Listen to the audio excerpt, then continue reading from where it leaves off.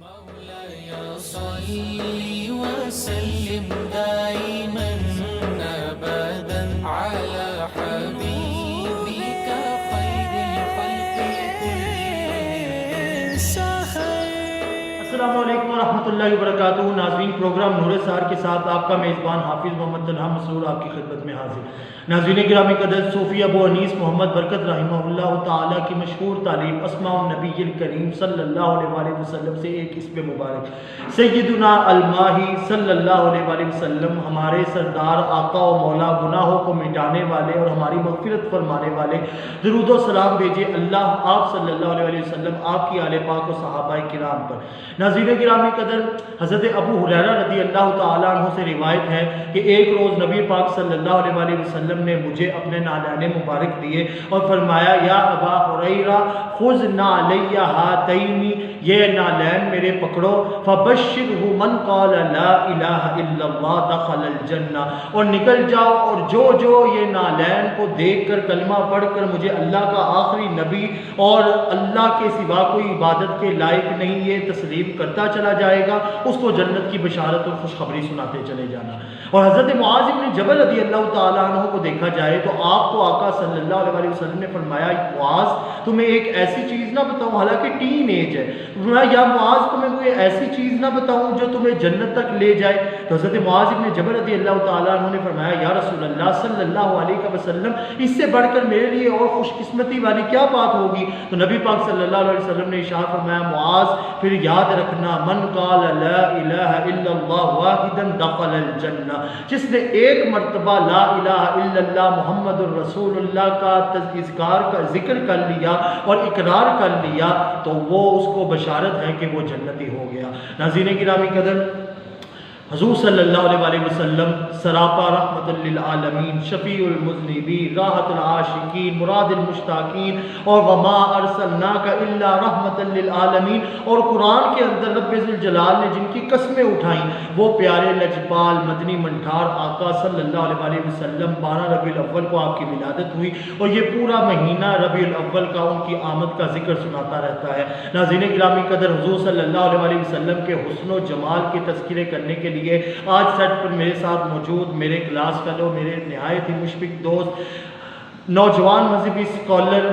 حافظ محمد عثمان قادری صاحب، اللہ پاک آپ کے علم و عمل میں مزید برکت عطا فرمائے، آج میرے ساتھ موجود ہیں. آئیے ہم ان سے جانیں گے کہ حضور صلی اللہ علیہ وآلہ وسلم کا حسن و جمال کیسا تھا، اور والضحیٰ اور واللیل اذا سجا، والضحیٰ کے مکھڑے والے آقا اور واللیل اذا سجا کی زلفوں والے آقا کا تذکرہ قرآن میں کتنا ہے اور احادیث مبارکہ صلی اللہ علیہ وسلم میں کتنا ہے. عثمان بھائی، آپ کا پہلے تو بہت بہت شکریہ کہ آپ نے اپنے قیمتی اوقات میں سے ہمارے لیے وقت نکالا. اللہ پاک آپ کے علم و عمل میں مزید برکت عطا فرمائے. عثمان بھی ہمارے ناظرین و سامعین کو آپ اس بات سے باور کروائیے اور اس بات کی ان کو اہمیت اجاگر کیجیے کہ نبی پاک صلی اللہ علیہ وآلہ وسلم کا حسن و جمال کیسا تھا، اور آقا کریم صلی اللہ علیہ وآلہ وسلم کو جو ایک مرتبہ دیکھ لیتا تھا تو وہ کہتا تھا کہ پھر میں نے نہ آج سے پہلے ایسا دیکھا اور نہ قیامت تک میں ایسا کبھی دیکھوں گا. تو آپ ذرا میرے ناظرین کو بتائیے کہ حضور صلی اللہ علیہ وآلہ وسلم کا حسن و جمال اور پیکر نور محمدی صلی اللہ علیہ وسلم کیسا؟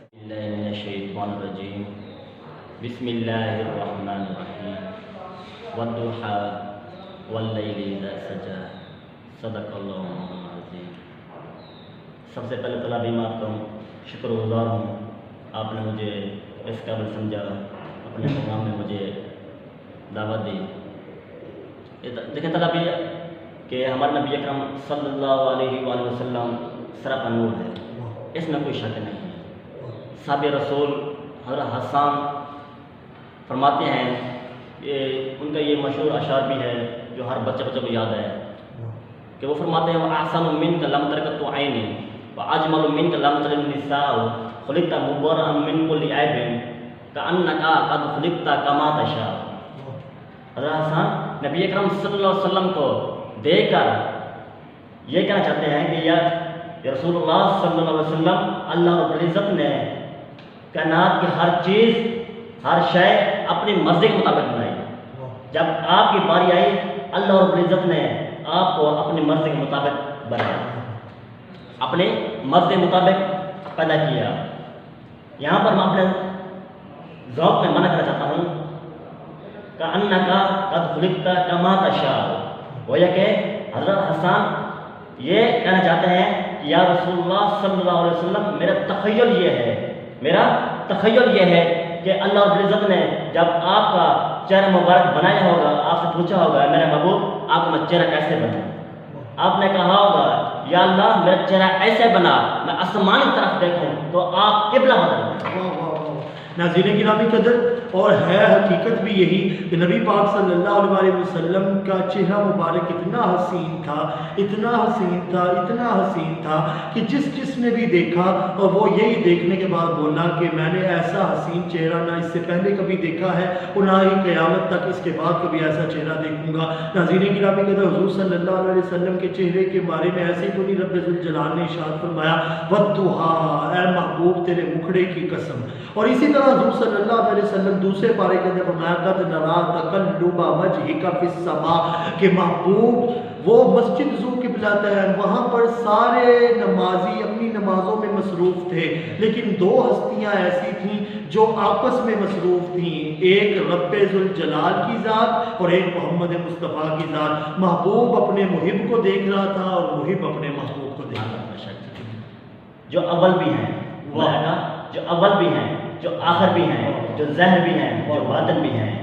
ایک بار جبریل امین نبی اکرم صلی اللہ علیہ وسلم کی بارگاہ میں آ کر عرض کرنے لگے السلام علیکم یا اول، السلام علیکم یا آخر، السلام علیکم یا باطن، السلام علیکم یا ظاہر۔ تو نبی اکرم صلی اللہ علیہ وسلم نے فرمایا اے جبریل یہ تو میرے اللہ کی شانیں ہیں، میرے اللہ کی شانیں ہیں۔ تو جبریل نے ہاتھ باندھ کر عرض کی یا رسول اللہ صلی اللہ علیہ وسلم یہ میں اپنے طرف سے نہیں کہہ رہا، یہ اللہ رب العزت نے مجھے خود کلمات سکھا کر بھیجا ہے آپ کے بارے میں۔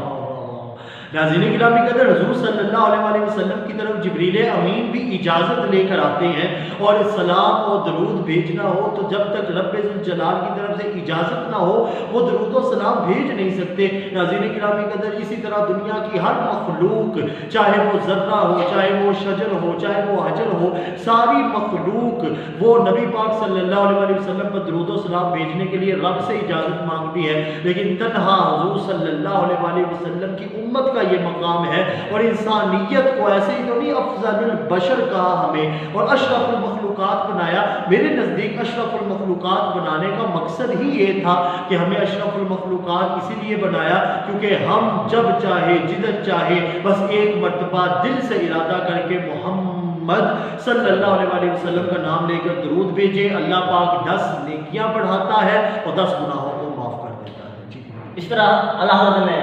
ہمارے امام اللہ حضرت نے فرمایا تھا کہ خلق سے اولیاء، اولیاء سے رسول، اور رسولوں سے اعلیٰ ہمارا۔ میں اس شعر کو کھول دیتا ہوں کہ مہینوں میں سے سب سے افضل ہے ماہ رمضان کا مہینہ، کتابوں میں سے افضل ہے قرآن، پتھروں میں سے افضل ہے حجر اسود، فرشتوں سے افضل ہے جبریل امین۔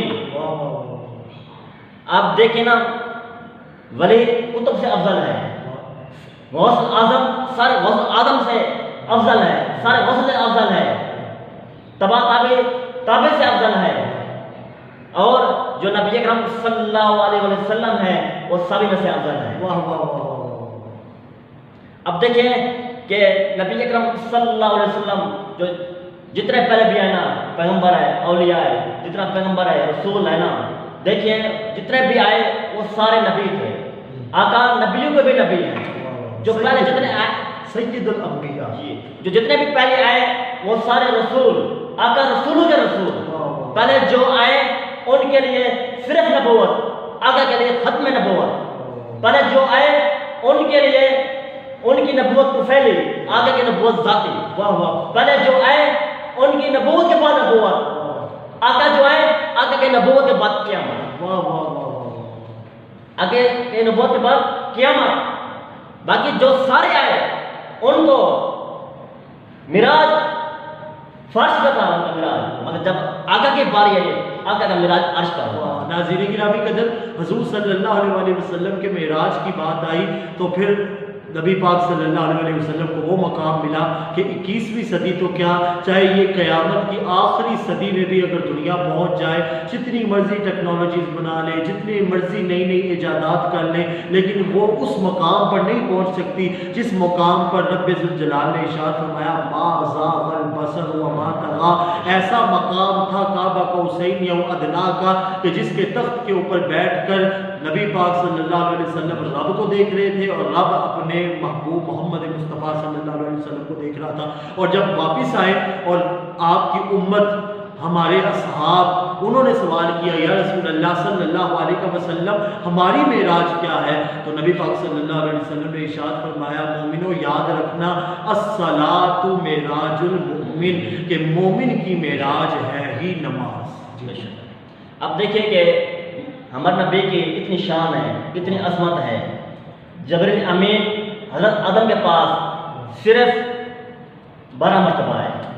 حضرت موسیٰ کے باری آئی ان کے پاس 400 مرتبہ ہے، اور حضرت عیسیٰ کی باری آئی ان کے پاس 10 مرتبہ ہے۔ ہمارے آقا کی شان دیکھیں، جبریل امین نبی اکرم صلی اللہ علیہ وسلم کی بارگاہ میں 24,000 مرتبہ ہے، 24,000 مرتبہ ہے، وہ بھی 23 سالوں میں، وہ بھی 23 سالوں میں۔ یہ دیکھیں نبی اکرم صلی اللہ علیہ وسلم کی، ہمارے آقا کی کتنی شان ہے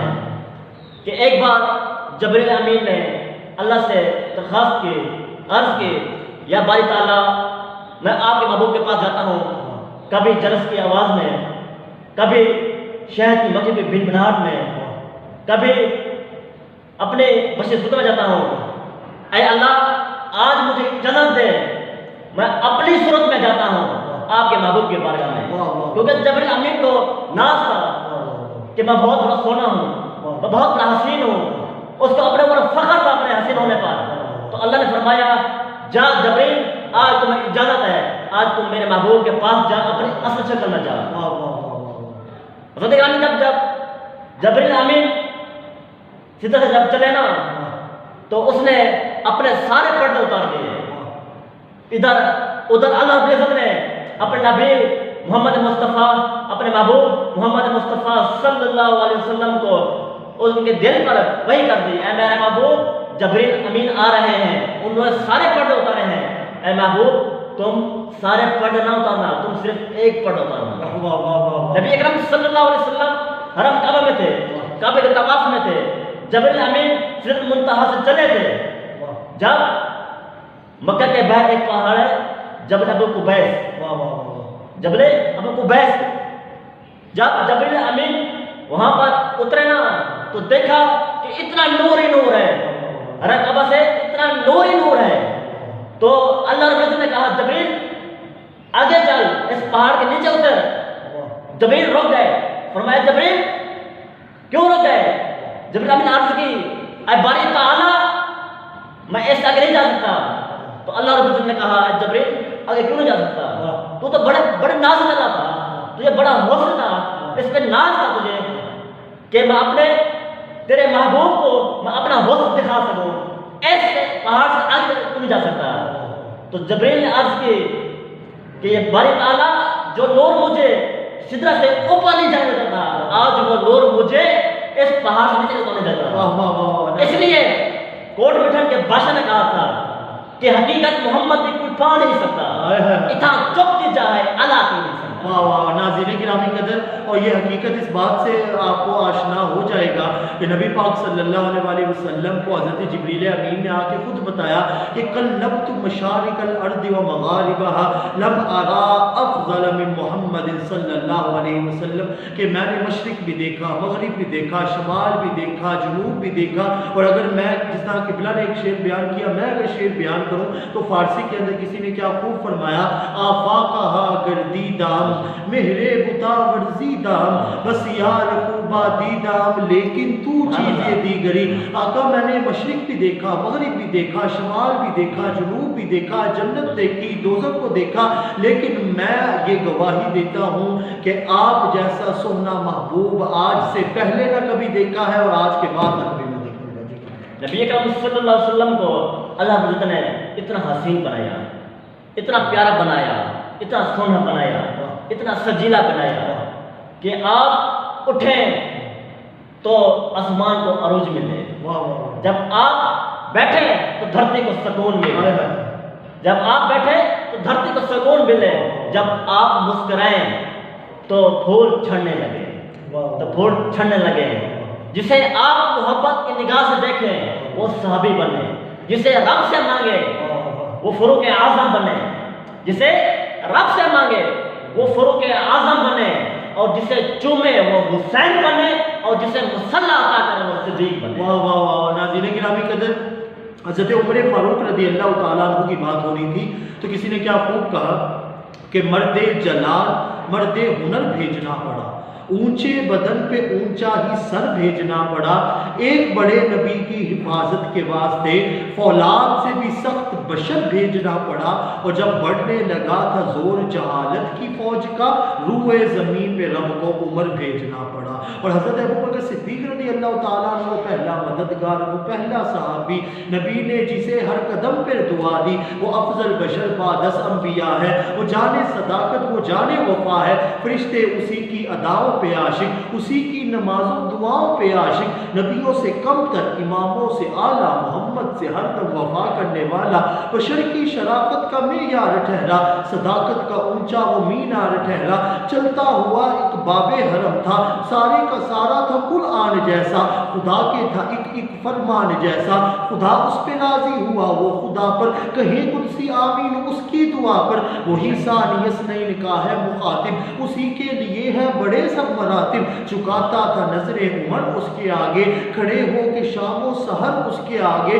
وہ کتنا بڑا ہے خدا جانتا ہے، وہ کیسے بنا ہے خدا جانتا ہے۔ یعنی ناظرین گرامی قدر، بتانے کا مقصد یہ ہے کہ جب نسبت محمد مصطفیٰ صلی اللہ علیہ وسلم مل جائے اور پھر حسن مصطفیٰ صلی اللہ علیہ وسلم کا نور مل جائے تو پھر مسجد